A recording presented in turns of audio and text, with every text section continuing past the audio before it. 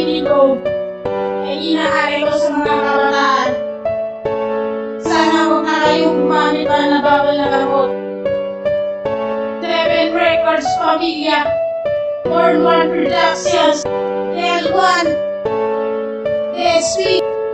Marami ngayon ng kabataan na natuto na magdroga, pati ang pag-aaral, di na inaatupa. Panunan lang ang kinabukasan ng inyong mga anak, dahil ba na biktima na rin siya sa sindikato. Ito ay kapalit sa isang peligro, malalagay sa alanganan ng kinabukasan ng inyong anak. At paggamit na ng droga ay tila wala ng sarili.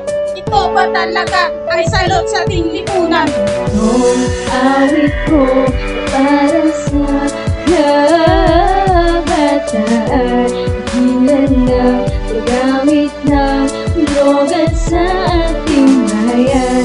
Ilan na paggamit ng droga.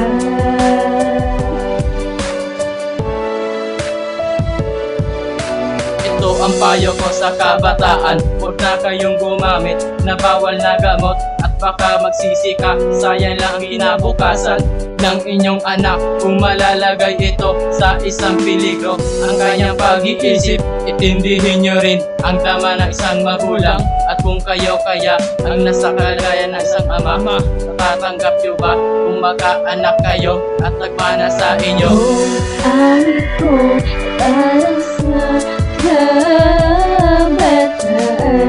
ilan ng paggamit ng droga sa ating bayan. Ilan na paggamit ng droga.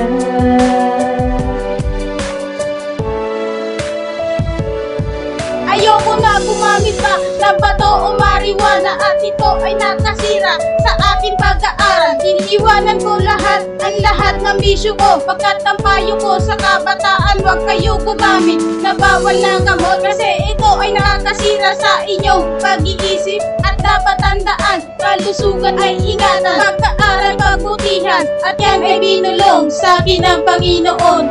Ang awit ko ay para sa kabataan, ilan na paggamit ng droga sa ating bayan. Ilan na paggamit ng droga.